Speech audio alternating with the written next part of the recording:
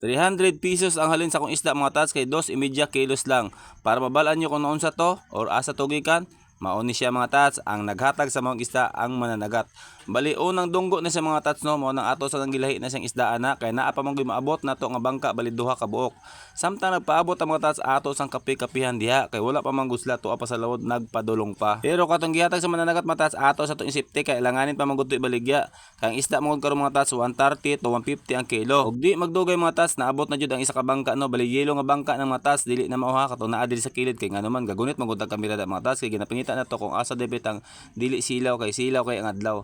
So kanang galangoy mga tats ako anang anak bali mao nang ikaduha nga dunggo mga tats ug mao na yang isda niya isa ka banyera og tunga. Puro gyapon tulay ni mga tats mo nang amo na nang gidayungan kay dalon na sa taas para mahalin na kay nagulat na ang mga buyer didto kay ang kilo sa isda karon mga tats sa masong yung ganiya 130 to 150. So mo na yang kuha mga tats. Ana nga panagat mga tats naaran na diri sa duol no og isa lang nakagabi mulawod lag hapon mudonggo pagkabuntag mo na kami ang gahabwa.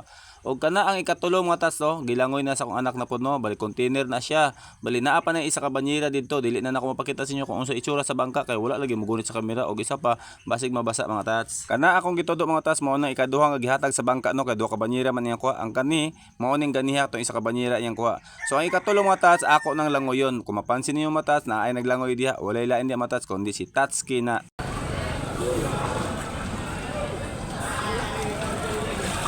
Tats! Muna ikatulo ba tats o? Ato na itigumon.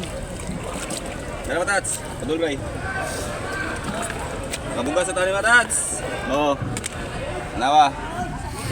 Siyempre, insured naman ang ato pamugas mga tats, alangan ato pa nang ibaligya tanan. Mukuha po tag sudanon diha.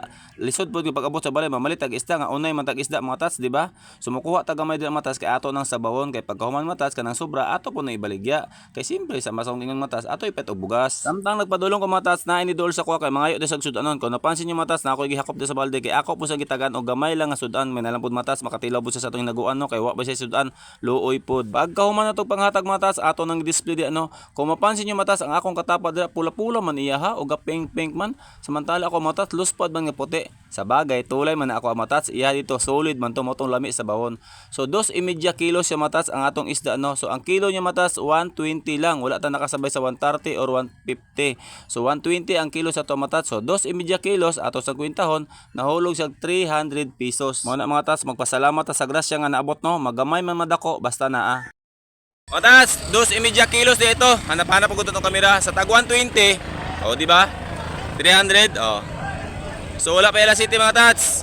Muna mga tats, pag daghan mig isda, siyempre dako-dako pughalin. Pag gamay ng isda mga tats, gamay dunggo, gamay pughalin. So kato ganyan mga tats, ginagmay ra man gud-tugod. So magpaabot kami tod-tod mga tats, pero samtang magpaabot ko mo relax ako dito mga tats kay napamagi mo dunggo sa mga tamban. Nya, mula sa to. Thanks.